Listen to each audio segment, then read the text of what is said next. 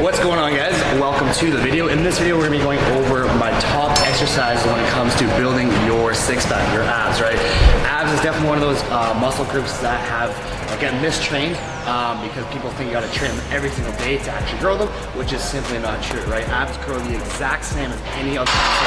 You have to focus on progressive overload in order to build new tissue and building your abs. So that's what we're gonna be going in this video, my top 5 exercises to building and developing your abdominals. So the very first exercise that I pretty much do on every single session that I work my abs is some sort of hanging leg raise, right? This is probably one of the most difficult ab exercises there is to do because you do need a lot of ab strength to do so. So I'll show you a couple of variations if you're someone that has weaker abs or doesn't train abs, or someone that's newer to training abs. So again, with this, it is one of the more difficult exercises, and making sure your form is good is critical to ensure that you are actively engaging your abdominals, okay? So with this, obviously you're gonna be hanging from either a pull-up bar or anything that you can kind of hang off of. And with this, there's 2 variations. So the first one I'll show you is a straight leg hang raise, and the second one is an adjusted version, a little bit easier, where you have your knees tucked in. So with the straight variation, obviously you're gonna try to bring your legs up as high as possible without kind of swinging back and forth, okay? And to do so, if you're someone that does this and you find yourself swinging back and forth a lot, making sure you're squeezing your glutes and flexing your abs. That's how you stay centered and not kind of swing back and forth, because if you swing back and forth, the tension will be off your abs and you're not gonna be isolating them as much as if you were to kind of stay in place, okay? So with this, obviously, you grab the handles, and then here, and then bring your legs straight up, here, and back down. Again, you don't want to be going like this, where you're just swinging all over the place, because this has almost no tension on the abs. So you're hanging here,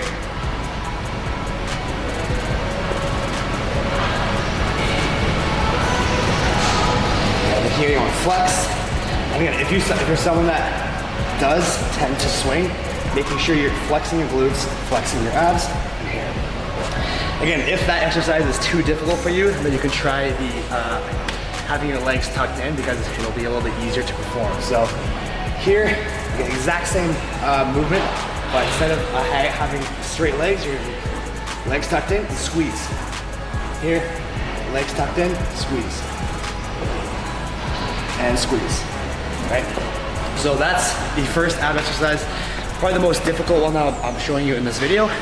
One of my favorites that I've been doing pretty much every single time I work abs, and I find this is one that really helps develop the ab thickness in your abdomen. All right, so the second ab exercise I'm about to show you guys here is the cable crunch, right? Another staple ab exercise I like to do in almost all of my ab routines. With this one, I love it because you can apply progressive overload a lot easier than you can with most other ab exercises, right? Most of the other ab exercises are body weights, or it might be difficult to apply progressive overload via weight. This one, obviously, you have full control, you have the full stack cables, and so you can work on getting stronger with this movement on a week-to-week basis. So with this one, again, it's very technical. It is very easy to do this exercise and not engage your abs properly because your form might be off. So with this, the biggest thing, obviously, is making sure, I'll go down here, making sure that your hips are in place. I see so many people kind of like take the rope and like swing their entire body up and down like that, and this is like useless. You don't want to be like just going through the movement without actively engaging your abs, okay? So to do so, first off, making sure your hips stay the same throughout the entire movement, okay? So what I like to do is almost be sitting on my heels, right? I grab the rope here, and then I'll come here and squeeze. So you can see my hips don't move at all.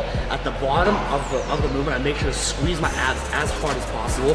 And that's kind of one of the key things with all ab movements, is squeezing your abs as hard as possible, flexing them at the bottom of every single movement, right? So again, you're gonna grab the rope, here, abs, hips stay in place, that's key. And you bring it down and squeeze. Up and squeeze. Up and squeeze. Okay. So one other thing with that is making sure you don't come all the way up, okay? So again, if you're here,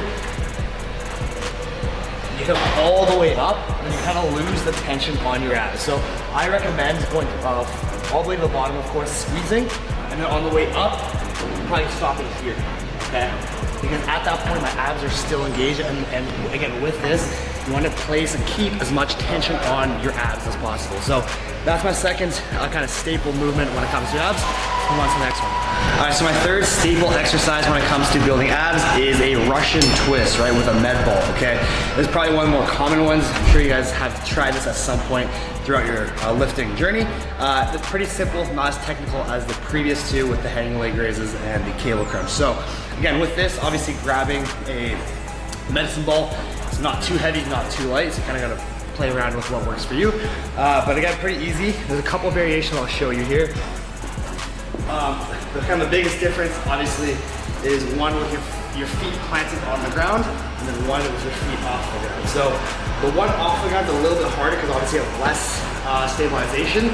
So you have to use more, you have to engage your abs more. So this one's a little bit trickier again. If you're more advanced, I recommend kind of using this one. With this, obviously going side to side. And the biggest thing here is not just going through the movement like this, but actively engaging your abs, right? So try to flex your abs as much as you can throughout the movement, right? So here, you're really flexing your abs as much as you can from side to side, okay? And then obviously, again, if you're a beginner, do the exact same with your feet on the ground, side to side, and really focusing on thinking that establish that mind-muscle connection and really flexing your abs, all right? So again, that is Russian twist, another one that I do quite frequently, and one that's a little bit easier to perform from a technical standpoint than the previous two. And the fourth exercise that I'm going to be demonstrating in this video is a decline crunch, okay? Obviously, there's so many variations of crunches that you can do. Decline's one of my favorites because it's a little bit harder than just a regular body weight crunch sitting on the floor. So again, it really depends on your experience level and how advanced you are when it comes to ab training. Obviously, if you're brand new, I'd recommend starting with the basics, starting with an ab crunch. But if you're someone that's intermediate or a little bit more advanced, then something obviously to challenge yourself and again, focus on progressive overload to actually keep building strength and muscle when it comes to that. So this one, again, pretty easy. A couple things to know here when it comes to this exercise is, again, keeping the tension as much as you can on your abs, right? The kind of theme, like I mentioned throughout this whole video, is mind-muscle connection. Abs are one of those things where you have to put as much tension and flex them as hard as you can throughout the entire movement to get the most out of them, okay? So rather than just like going through the movement and kind of swinging with your hips, again, actively going slow on the eccentric on the way down here, and then up, and then flex. So here's really important that you flex your abs versus just kind of going like this, right? So again, going down, up, and flex as hard as you can. Down, up, and flex. And then obviously the more advanced you get, you can add a med ball or some sort of weight, a plate or a dumbbell, kind of make that apply progressive overload and make the movement harder. Yeah. And the fifth and final exercise that I'm going to be going over in this video is the classic plank, right? A lot of you, including myself, I hated this exercise for a very long time, but it is one of the best plank and core, as in general, exercises to do, right? Not only will it work, obviously, the six-pack that you see, but it also works the transverse abdominis, right? The transverse abdominis is the muscle kind of wall underneath your six-pack, and this is great for true core strength, and will translate it over into many other staple exercises, such as a deadlift, such as a squat, some of the bigger movements, okay? As well, the transverse abdominis helps you get that V-line that a lot of guys struggle with, okay? So again, making sure that you are hitting some sort of exercise such as the plank to hit your full core, your transverse abdominis. The hanging leg raise is another good one, but plank I always pretty much include in my ab routines. So this one, again, pretty basic.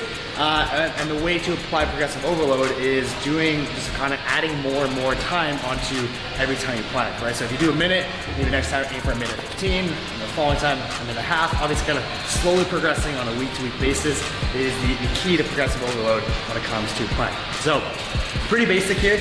Obviously, it's gonna go down, time yourself, have like a phone or a timer or whatever it is. And then simple plank, and really making sure obviously you're not arching, you're not too low, having being neutral, back neutral, straight, and just kind of holding on that.